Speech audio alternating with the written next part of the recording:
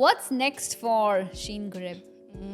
World Dominion. And I was a huge fan of Harry Potter, and Harry Potter was filmed at Oxford. That was the big turning point in my life, is when you realize that at the end of the day, it's not about society, it's not about what people will say, it's not about anyone's opinion. But you know, there's so much pressure these days, and everybody asks you this, like, why are you not getting married? And it really kind of like awaken the feeling of this is my passion in life, which is representation, because I have been so lucky to have all of these privileges in my life that led me to where I am now, and now I need to do it so that everyone behind me can also keep coming in. I've done all types of jobs, you know, I've worked in consulting, I've worked in tech startups, I've worked in media company, I'm a content creator myself. But the one thing that drives me is when I am bouncing off energy of people around me and I can see the impact of my work.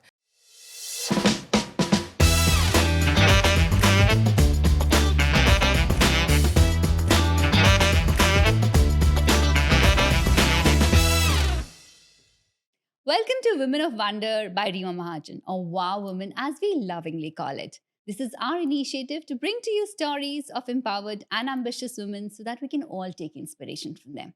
I'm your host, Rima, and today I have a really multi-talented individual joining us. She's a business coach, a social entrepreneur, and a strategy consultant. She's also the champion for girls' education and founder of Project Access for Refugees. I'm really sure you've seen her all over social media, and she runs her own podcast for women only called Dream Girl. Welcome to the show, Dr. Sheen. Hi, Rima. Thank you for having me. It's absolutely our honor to host you today, and I've always been fascinated by your podcast. Now, we both run women only podcasts, but I would love to know more about the story of what inspired you to start Dream Girl. I would love to hear yours as well, but I'll answer first. For me, it started during the pandemic, really. I studied at Oxford and Cambridge, and I've always had the chance of being around really well-educated women, but also women who are very passionate about following very unconventional pathways. So I got to learn a lot from the conversations that we were having. And I always used to think this would be amazing, like a talk show. But obviously getting to a talk show is a bit harder. And I am an avid listener to podcasts as well. So I thought, okay, maybe I could start a podcast. And during the pandemic, like everybody else who was thinking about starting something else, I kept noodling it, thought of the name, thought of the everything else. And then turns out that at that time, I was also living with somebody who is a content creator himself, and he had all of the equipment, and he pushed me to just get started.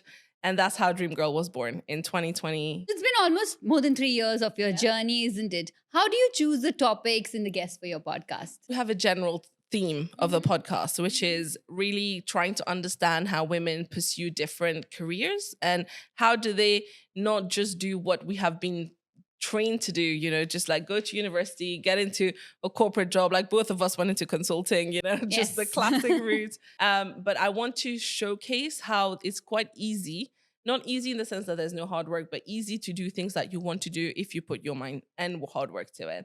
And that's how I think the general theme is. And myself, I consume so much content about anything and a lot of women. The first season, because I was very new to it, I just reached out to my friends. First season was entirely my friends. Second season, I thought, okay, let me reach out to people who are in my network that I don't necessarily know personally, but I could reach them through warm introductions. Then third season, I become a bit more brave, and I reach out to people I don't know at all, but who I'm really huge fans of. And honestly, I really believe in the thing that if you don't shoot your shot, you don't know. What's the worst case is they won't reply. And in my case, 99.9% of the time people reply, whether it's a yes, a later, or a no, but I get a response. Generally, for me, I just invite people I am personally interested in having a conversation with. And during these 3 seasons, which has been your best episode that you've shot, or your favorite one? Oh my God. Or the most memorable one that you would always look back and say, oh my God, wow, we had her on the show, and this was one of the most impactful episodes ever? That's a very hard question to answer. Also, I don't want Each of them is a favorite one. Yeah, it's like when you're asked to choose your favorite child, Yes. and I don't want to pick a guest over everyone else. But I think that I will reply this into 2. The first one was my oldest and best friend in the world. And she's a huge deal. She's the economic editor of The Time in London. But we never talk about her work when we hang out. I didn't even know what she does on a day-to-day basis. Right. Because, you know, with your friends, that's not what you talk about. And then I sat her down on the podcast and we had a deep chat about women and what does it mean in the workplace? What has her experience been of being in a very male dominated industry? And it's been incredibly eye opening, and it kind of like gave a different dimension to our relationship, which I absolutely loved. But also in terms of recently, so I just released season 4, and the first episode was with Sarah Al Madani.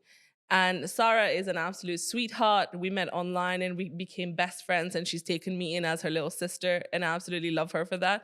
But during the podcast as well, just everything she was saying, she was the first guest to also challenge me. She would ask me, where are my thoughts coming from and why am I saying this? And we had a very back and forth conversation rather than just me being the host, and I loved it. That sounds like some amazing guests on the Yeah. show, isn't it? I would love to know where you got your inspiration from. So let's go back. Let's dive back a few years and your early inspirations, your academic journey. I think you're a grad of Cambridge and Oxford, both. Yes. So what did you do? What were you doing there? And how did that influence what you're doing today? I'm from Mauritius originally. And back in the days, there were not a lot of people who were going to Oxford or Cambridge from my country. But my sister was already studying in the UK when I was doing my A levels. And then it became obvious that I was going to go to the UK. And I thought, let me just try and get into Oxford and see what happens. Got invited for an interview. I went there, first time in the UK. It was snowing, whole different experience. And I was a huge fan of Harry Potter. And Harry Potter was filmed at Oxford. So then when I got there, I was like, oh my goodness, this is like a dream come The true. land of Harry Potter. The land of Harry Potter. And we went to see all the interesting sites and everything. It was really, really nice and fun. And I had my heart set on it. So I applied for material science. I wanted to be an engineer back in the day. And I got in.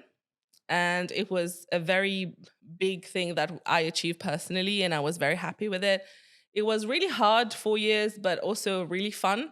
And then during that time, I discovered myself more as a scientist, as a student, and decided to do a PhD. And then I got into Cambridge for the PhD, and that was in spinal research, so trying to improve the diagnosis of back pain. Wow. So very medical. And then I decided science is not for me at the end of my PhD. So it was a very interesting turn of things. But what happened is I became the first girl from Mauritius to have gone to Oxford and Cambridge.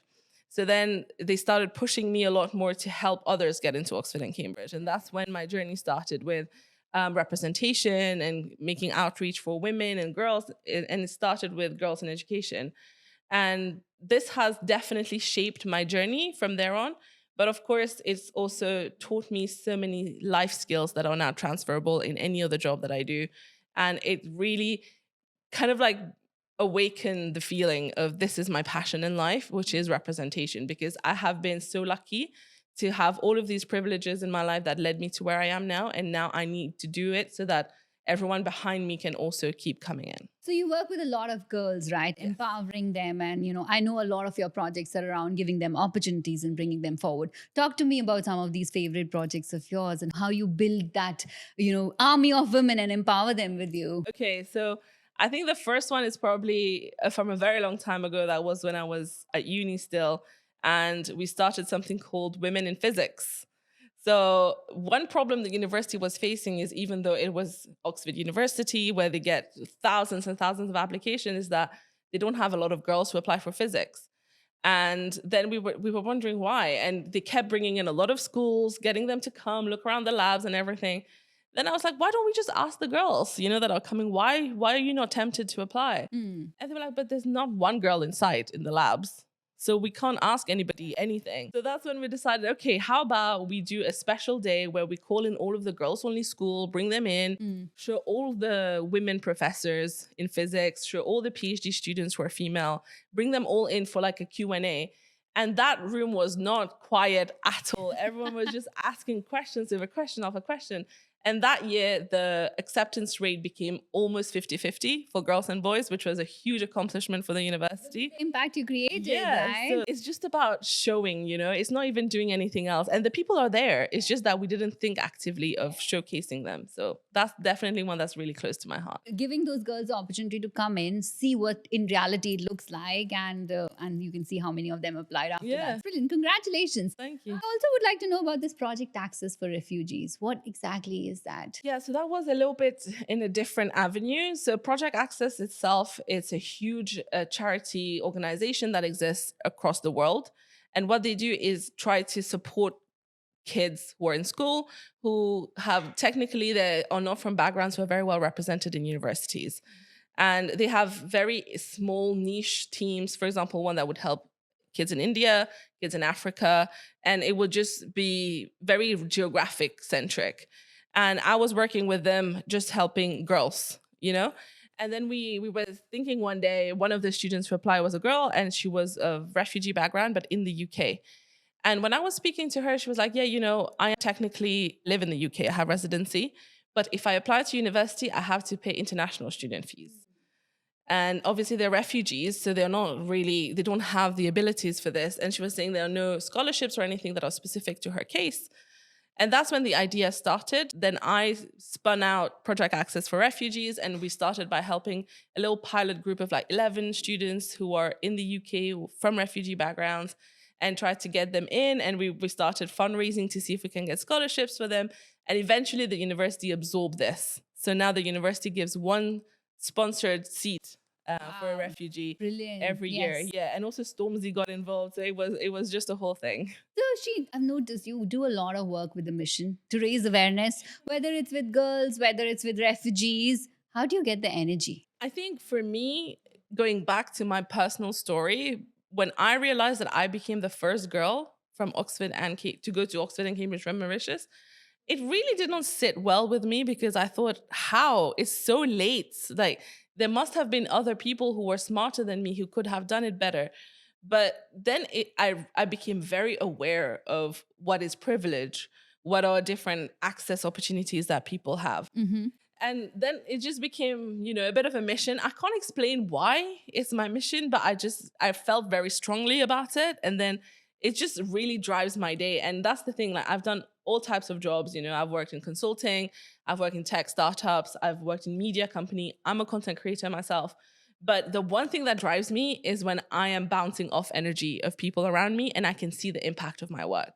And that's one reason I struggle with consulting, is when I don't see the impact immediately of my work. I need to be able to see tangible, and it doesn't need to be numbers, it's just the quality. If even one person tells me that their life has been impacted for the better, that's good enough for me. And that's what drives me. Not only one person, I think you have impacted multiple lives Thank through you. your various projects that you talk about. So that's beautiful. And speaking of consulting, I don't know, how long were you in consulting for? For about 10 years. Okay, so you actually climbed the ladder a little bit in consulting. But in my experience, I was there for 1 year, 1 week. The short time I was there for, I feel like at the start, when you look at the bachelors who are starting off, it's 50-50 when it comes to gender representation. But then when it comes to the partner level, it's like 12-1 women. And I don't know, it feels like suddenly you have that feeling that the glass ceiling is very real. And you're like, why? Like, everybody's clearly there at the start of the funnel, but for some reason they're not getting through. And that's, again, one thing that I personally struggled with. And I was trying to understand, where is the loss coming from? And a lot of people will tell you it's because women are not going for the higher roles because they are on the mummy path, right? Yeah, I think but your biological clock and your career clock are contradictory, right? Exactly. And consulting is hard. It is really hard. It is long hours. It is travel. It Yeah. is leaving your kids behind. Yes. And I think at some point, most of us women decide not to do it. When you say, okay, I'm going to prioritize my family. And I felt when I was there were not enough women partners at the top to understand what women need, the flexibility that we need that is talked about and less implemented, I would say. That's what I mean. I feel like it's looked in a negative way that you're on the mommy path, but it's a very normal part of life. And all of the male partners have kids, but it's just their wives are the one who are bearing this whole burden. So I think that's why, as you said, having people at the top with the lived experiences is so important, because it means that they can empathize with you, they can make changes so that whatever you need in order to be able to balance both sides of your life is there.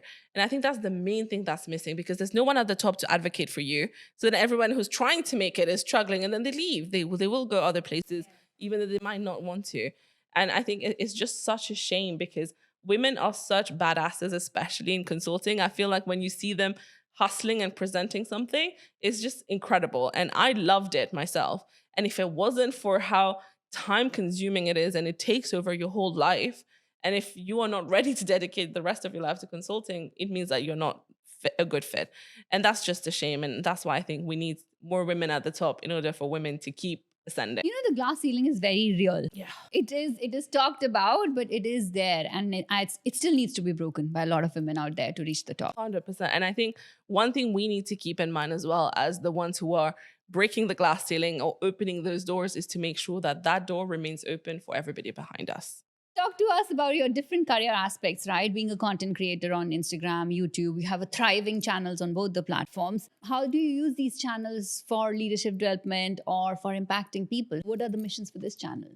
Well, I think that's a very good question. I've been having like little, life crisis trying to decide where do I go with these channels.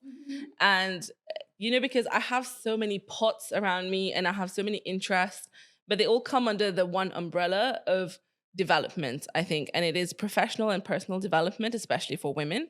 So for one very long part of my life, I was doing a lot of content on active upskilling of women. So whether it is how to be more confident, how to speak up, how to present better. And this still there, the content is still there, but now I want to do it more in person. So that's why I started the Professional Network as well. So where we're bringing a group of women together, anyone who's interested in the UAE, they can come for our live events. And we also have specific masterclasses where we're teaching very specific skills that I have learned through difficulty and through a lot of trial and error. But now we want to package it and streamline the learning for everybody around us. And also now I teach. I'm a professor, if what you want to call it. And I teach the young people at university. And also I love doing executive courses and workshops online as well. Yeah. That's where we're going with just taking the mission and finding different means to reach different audiences. It's lovely talking to you, but I'd love to get to know the other side of Dr. Sheen. Let's hear it. We have a section in our podcast called Direct Dil Se, or the rapid fire round. Okay, let's go. So there we go. Are you ready? Ready. We have a beautiful hamper, by the way. Let's go. So Oxford or Cambridge? Oxford. Why do you say that? Oh, it was my first love. I went there when I was 18, first time away from home, first time in the UK, and it just has a very special place. Right. Okay. Favorite book on professional development? Honestly, I don't like books on professional development. I thought you are the guru of professional development. So how do I do professional development? I think everyone knows what skills they want to improve on. Books generally don't really fit in. Yeah. And also when we say a book, it feels like it's a one solution to fit everybody. And that's not generally the case. It's definitely helpful, but I think it might be a trap for people who don't know where to start. So if so, we should not be reading books. What should I be doing?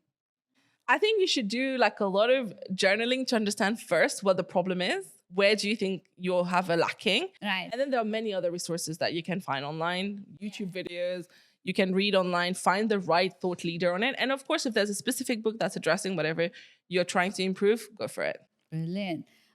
Who's the most admired female leader that you look up to? Michelle Obama. One word to describe your leadership style. Empathy. One habit you're very proud of. I drink a lot of water. How many liters a day? I go for at least 4 liters a day. How do you manage that? I always keep it with me. Lovely. I need to learn that from you. Yeah. A quote that motivates you. Oh, I don't know the exact quote, but the main paraphrasing of it is that you're scared of the future while people are worried about your potential. Brilliant. I agree. The best piece of advice you have for young entrepreneurs? Failure is the best teacher. Yeah, fail and learn. Yeah. That's probably the best learning. Your dream podcast guest? Michelle Obama. One day. One day. One day. Let's manifest it together. Manifest it today. We'll come back to this episode when she's on your show. Exactly. A country that inspires you? My home country, Mauritius. That's beautiful, isn't it? And do you go back often? Yeah, at least 3 times a year. Brilliant. You still have family there? Yeah, my parents are there. Brilliant. What's next for Sheen Gurrib? World Dominion? I don't know. Who rules the world, girls? Brilliant. So that's lovely. It was amazing. You've won a beautiful hamper. Yeah, sure. Called the Women of Wonder hamper, or empowered and ambitious hamper, and everything that you see in there is made by women from our community. So right from the candles to the mugs to the oils, essential oils, all made by women. Incredible. Thank you so much. We'll keep it at the back. We'll give it back to you in a few minutes after the show. Sure. Well, the rapid fire round was lovely, Sheen. But something I want to know is, when are you getting married? Why does everyone keep asking this? Yeah. I mean, okay, how old were you when you got married, Rima? 23. 3, I think. Okay, that was young, That right? was very young. I think now I call it child marriage, but Oh my God, I have another friend who says the same thing as well. at that point of time, I grew up in an Indian family, Yeah. right? So you get married. It was already 23, 24 was a late age to get Mhm. married. So, you know. But what advice would you have for someone like me? So I just turned 30 as well. Go live your life. Don't get married. It's too soon. And Right. That's the thing. I think find for the right person. Mm. Wait for the right person. I totally agree. But there's so much pressure these days, and everybody asks you this, like, why are you not getting married? And people assume that it's a conscious decision that you've chosen you're not going to get married now. And that's not the case. It's just not that easy to find somebody, especially when you're someone who is actively working. You're in the public eye. Everybody sees your success. Everybody sees your lows as well. So it's very public. And then to expect somebody who to match that level, and it's really hard. And we are trying to look. And the problem is all of my friends as well, who are older than me, younger than me, struggling to find men to get married. There are no good men out there. Where are they? No, but where are they? Just There are no good men. And I think they also struggle with strong, independent women like you, isn't it? It is. It is. So I don't know if someone knows where to find them. Tell me, I'll be on the next bus there. And now moving away. So let's look forward to the future, Sheen. And I think I genuinely believe there's a lot of potential and there's so much you're going to achieve. But what are your top 3 priorities going forward? Oof, gosh, this feels like therapy now. I could make a good therapist. You will definitely be a good one. Top 3 priorities. I think the first one is prioritizing my wellness. I think that has always taken the back seat and always been just like, oh, we'll figure it out, just focus on whatever is coming. And my main focus in life is to have a soft life. What's a soft life? So where you don't hustle that much, I don't think that's possible. And I don't think that's possible for working girls like you and me. I know. Because there's always so much going on. I know. So what I mean is I want at least a soft start to my day. Okay. I don't want to have to put an alarm clock. I can wake up whenever and I don't have to rush for a meeting. That only happens on Sundays. You are lucky it happens for you on Sunday. Sunday is my recording day. That doesn't even happen on Sundays for me. So that's one priority, wellness. Okay. The second one, I think the main thing is I really want to grow the network of women that I'm working with. I want to help a lot more women. And the thing is, every time I've mentioned this, which I'm sure you have experienced as well, when you talk about the fact that you have a group for women in Dubai, everyone's like, yes, it's needed. I don't know where to go to make friends with people who are not in my workplace or who are not related to me. Yes. And I think it's so needed. And you hear the same problems. Like it ranges from everything from which is the best gynecologist or where do I go to buy this? My boss is being a bit annoying. What do I do? So a lot of this is we all experience, it feels like we're all living the same life at the end of the day.